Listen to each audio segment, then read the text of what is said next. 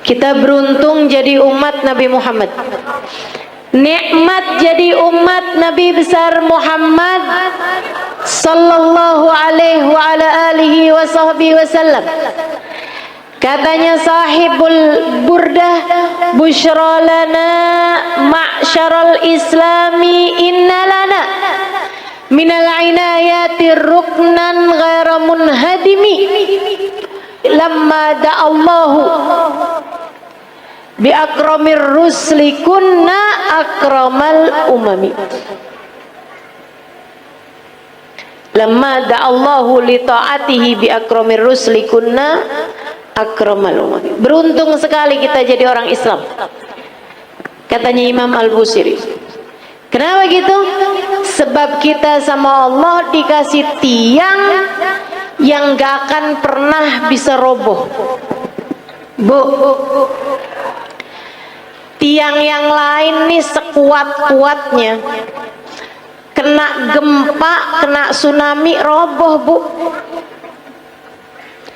Tiang-tiang yang lain kena gempa tuh, kalau udah di atas sekian skala Richter itu jatuh, ibu-ibu sekalian.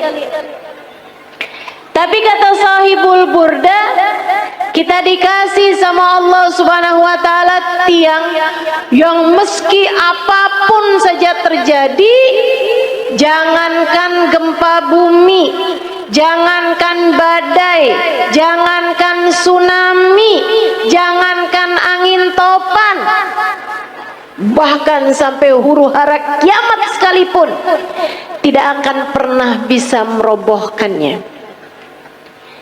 Siapa yang berpegangan dengan tiang tersebut, dia tidak akan pernah dihancurkan oleh Allah subhanahu wa ta'ala. Tiang itu adalah baginda kita, Nabi besar Muhammad.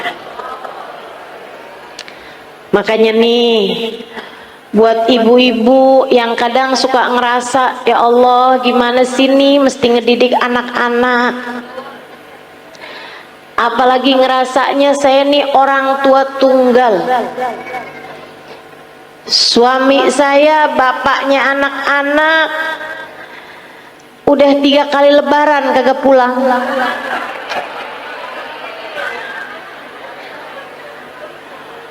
Ada lagi yang kami sudah berpisah di tengah jalan karena tidak ada kecocokan. Ada lagi yang memang ajal keburu mendatanginya, sehingga di masa Covid kemarin meninggal dunia, meninggalkan anak-anak yang menjadi yatim. Sekarang saya yang mesti membesarkan mereka seorang diri. Ibu-ibu saudariku sekalian, kamu sandaran aja, tapi sandarannya jangan sama yang lemah. Kalau kamu sekedar nyari suami lagi, gitu ya, sampai mengusahakan hidung kurang mancung dioperasi, kulit mulai keriput ditarik benang, biar cakepan bibir disulam.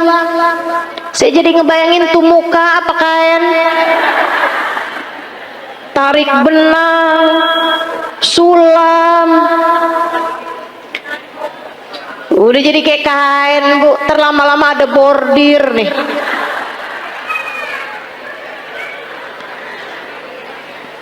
Teman-teman saudariku sekalian, kalau kamu mengandalkan kecantikanmu atau mengandalkan seorang manusia lain seperti halnya suamimu yang dulu, ya kamu hanya berpindah dari satu tiang lemah menuju satu tiang rapuh lainnya.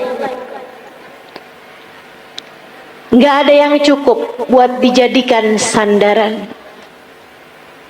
Bu, untuk anak-anakmu pun juga begitu. Kalau kamu menyandarkan anak-anakmu kepadamu, kamu tidak akan cukup kuat untuk dijadikan sandaran. Sebab kamu pun juga lemah. Nggak berasa bisa betapa sangat lemahnya dirimu itu. Kena sakit dikit udah nggak bisa ngapa-ngapain. Kena galau, bad mood, udah nggak bisa enak buat ngadepin anak-anakmu lagi. Bawaan, ya Allah Ustazah, kenapa ya saya? Kok lagi kesel banget tuh Ustazah, ngelihat anak pengen saya telan.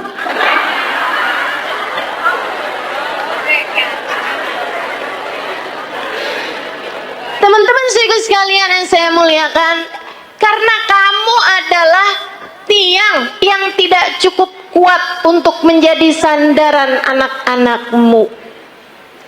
Kamu udah tahu tiangnya itu siapa? Tiangnya adalah Nabimu Muhammad.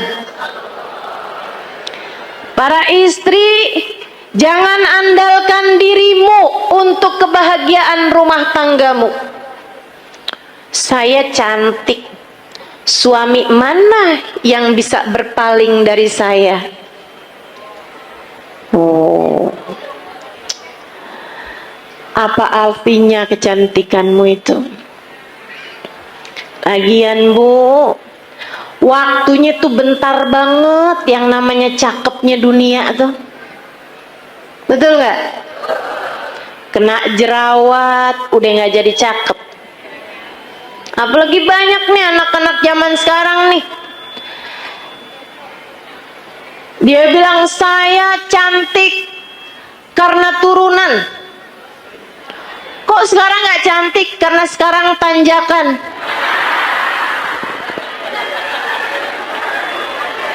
Banyak tuh. Saya cantik kalau di Instagram. Begitu lihat aslinya kagak. Kenapa gitu? Pakai filter banyak banget. Filter biar kelihatan kurus. Filter biar kelihatan mulus. Aduh. Jangan andalkan kecantikanmu. Ia sangatlah rapuh. Saya perempuan yang pinter. Pinter apa? Pinter nyari duit. Maksudnya kamu kerja gitu? Enggak, di mana aja suami saya nyembunyiin, saya ketemu aja. Pinter nyari duit ya. Jangan andalkan kepandaianmu, teman-teman saudaraku sekalian. Ianya sangat lemah sekali. Rapuh banget. Rapuh. Nggak jadi apa-apa. Untuk bisa bikin rumah tanggamu harmonis, rumah tanggamu dalam damai, kamu perlu tiang yang kuat untuk jadi sandaran. Sandaranmu dan sandaran suamimu juga. Untuk jadi orang tua, kamu perlu sandaran. Tidak cukup dirimu itu. Dirimu lemah, dirimu tak berdaya, dirimu rapuh. Teman-teman saya sekalian, kalian perlu tiang yang lebih kuat. Ustazah, ibadah saya banyak kok. Saya akan baik-baik saja Ustazah dengan ibadah saya. Enggak. Seberapa banyak kamu bisa ibadah? Apa yang kamu andalkan dari ibadahmu? Udah deh, saya tahu. Modelannya yang kalau tahajud nguapnya lebih banyak daripada rakaatnya. Tahu saya. Model-modelan beginian nih. Kok Ustazah tahu? Ya nggak beda sama saya. Sama-sama lemah, sama-sama sedikit, teman-teman. Udahlah sedikit gitu, nggak aman dari ria, nggak aman dari ujub, nggak aman dari sum'ah. Seneng bener ibadahnya dipasang di status. Hari Senin nikmatnya buka puasa bersama My Hubbi.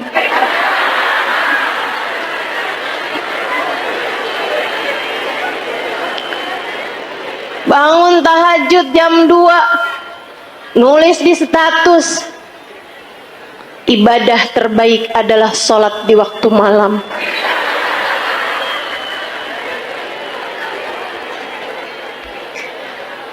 Apa gitu? Segitunya mau ngandelin ibadah. Ibadahnya diterima apa enggak sama Allah aja nggak tahu nih kita nih. Nggak cukup teman-teman saya sekalian, nggak cukup. Baru tahajud berapa malam doang, kalau pagi-pagi kelihatan lemes banget. Tanyain sama suaminya, kok kamu belakangan lemes mulu sih? Ya ampun bang, nggak tahu apa bang. Dari jam 2 nih bang, sampai subuh. Masya Allah. Teman-teman sekalian yang saya muliakan, nggak bisa, nggak cukup ngandelin ibadah, nggak cukup. Ibadah kita nggak seberapa. Andalan kita nih cuman satu. Kita punya tiang bernama Nabi Muhammad. Cukup tuh dijadiin andalan. Gimana nggak cukup? Yang pegang kunci surga. Gimana nggak cukup? Pejabat tertinggi di akhirat. Gimana nggak cukup? Emang iya Ustazah? Apa kamu belum tahu? Teman-teman sekalian, dengarkan sabda Nabi Muhammad dalam Bukhari. Katanya Nabi Muhammad, Ana sayyid walad Adam wala fakhr. Aku adalah pemimpin seluruh umat manusia dan aku tak berbangga atas hal tersebut. Nabi bilang, saya jadiin sama Allah, dipilih jadi pemimpin seluruh umat manusia, rajanya semua umat manusia. Kapan? Ntar di akhirat teman-teman. Ntar di akhirat. Adam wa man dunahu tahta liwa'i yaumal qiyamah. Nabi Adam dan nabi-nabi yang sesudahnya hanya akan berada di belakang bendera Nabi Muhammad sallallahu alaihi wasallam. Nanti di akhirat tuh orang mengukur kemuliaan mereka dengan seberapa dekat tempat mereka dari Nabi Muhammad. Orang tuh tahu nilainya di hadapan Allah seberapa, rankingnya di hadapan Allah tuh seberapa, rapotnya tuh seberapa. Itu lihatnya dari seberapa jaraknya dari Nabi besar Muhammad. Al-kul yatamanna an yashum turaba. Di akhirat nanti orang berharap, kepengen bisa nyium tanah yang habis diinjak sama Nabi Muhammad. Teman-teman saya sekalian, pejabat tertinggi akhirat Nabi besar Muhammad sallallahu alaihi wasallam. Orang kan kalau orang soleh itu para wali. Di atasnya para wali, para nabi. Di atasnya para nabi, para rasul. Di atasnya para rasul, rasul yang nama mereka disebut dalam Al-Quran, ada 25 rasul. Di antara mereka ulul azmi, 5 sahabat besar, 5 para rasul terbesar. Nabi Ibrahim, Nabi Nuh, Nabi Musa, Nabi Isa. Itu semuanya adanya di belakang benderanya Nabi Muhammad. Nabi Muhammad pimpinan dari semuanya, teman-teman sekalian. Gimana nggak cukup kamu jadiin andalan? Orang kalau tinggal nih di Indonesia nih, terus dia itu deket sama presiden, urusan jadi gampang, betul? Sekalian saya muliakan. Nah, saya kasih tahu, pejabat paling tinggi di akhirat itu adalah Nabi Muhammad. Maka gampang banget. Pengen selamat gampang. Pengen bahagia gampang. Pengen mulia gampang. Yang dekat sama Nabi Muhammad. Pengen selamat gampang. Sandaran teman teman-teman saya sekalian, pengen rileks gampang, sandaran, tapi yang kamu sandarin harus yang kuat, yaitu Nabi besar Muhammad. Allah telah memilihnya untuk menjadi seseorang yang cukup bagi setiap orang-orang yang beriman. Nabi itu sama Allah. Di akhirat nanti Allah bikin miftahul jannah biyadi wala fakhr.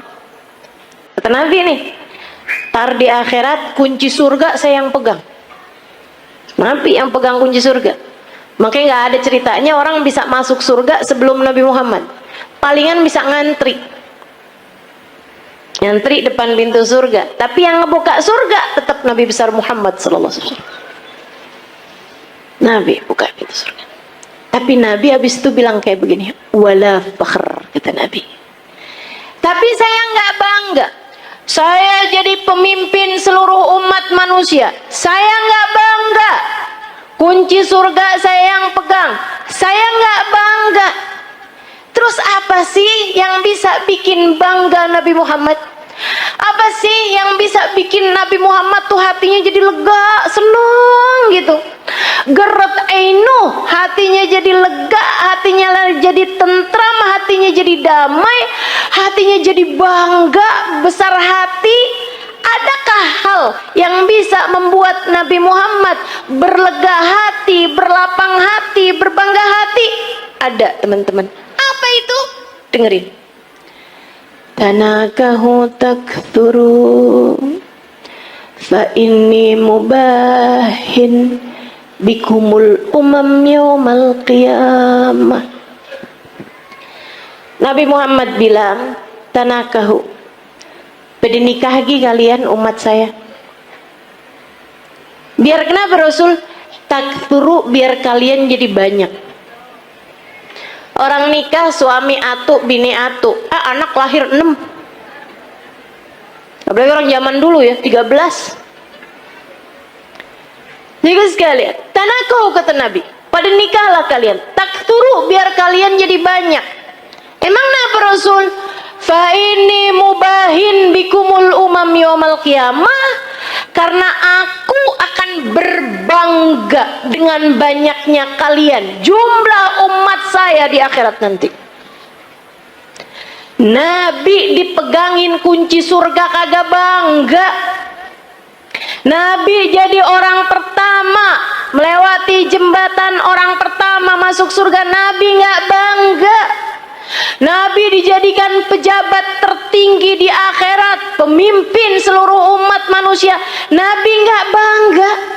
Nabi dijadikan yang terdepan. Nabi-nabi yang lain hanya ada di belakang benderanya Nabi Muhammad. Nabi nggak bangga. Yang dibanggain sama Nabi kita. Nggak GR. Saya sih iya.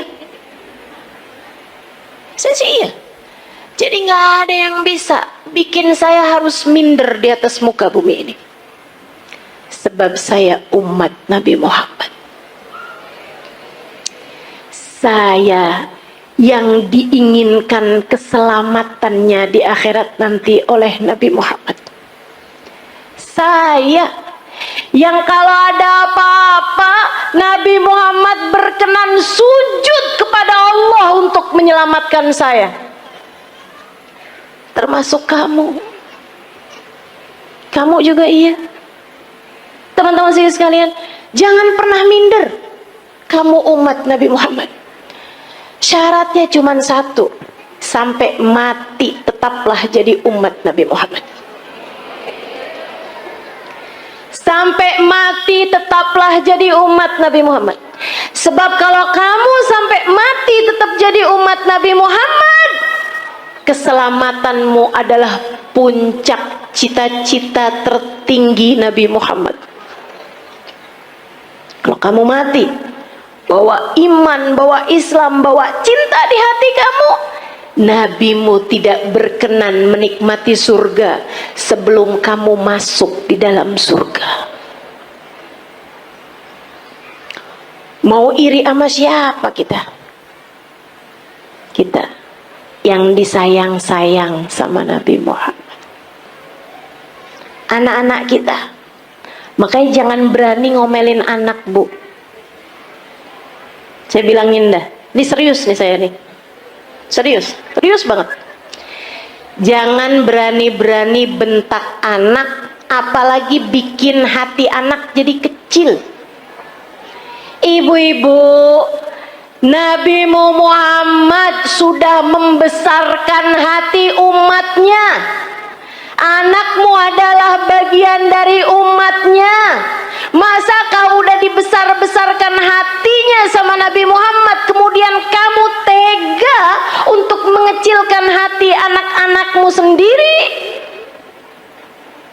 Kamu tuh nak, bego bener sih.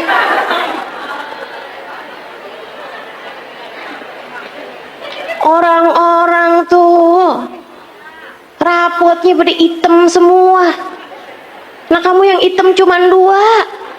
Itu juga pelajaran olahraga sama kesenian.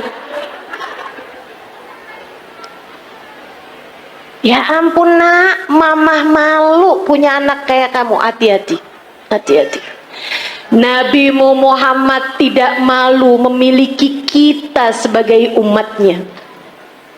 Nabi Muhammad tidak malu memiliki anak-anakmu sebagai umatnya. Masakah kamu malu memiliki anak-anakmu sebagai anak-anakmu? Teman-teman saudariku sekalian yang saya muliakan, gedein hatinya. Kalau dia lagi sedih, bilangin, nak jangan sedih, kamu umat Nabi Muhammad. Tapi guru tuh gak sayang sama saya. Gak apa-apa nak, Nabi Muhammad sayang sama kamu. Si temen saya tuh gak sayang sama saya tuh. Dia tuh tadi mukul saya. Gak apa-apa nak, gak apa-apa, sama orang mah gak apa-apa. Tapi kamu harus tahu nak, kamu sebegitu disayang sama Nabi Muhammad.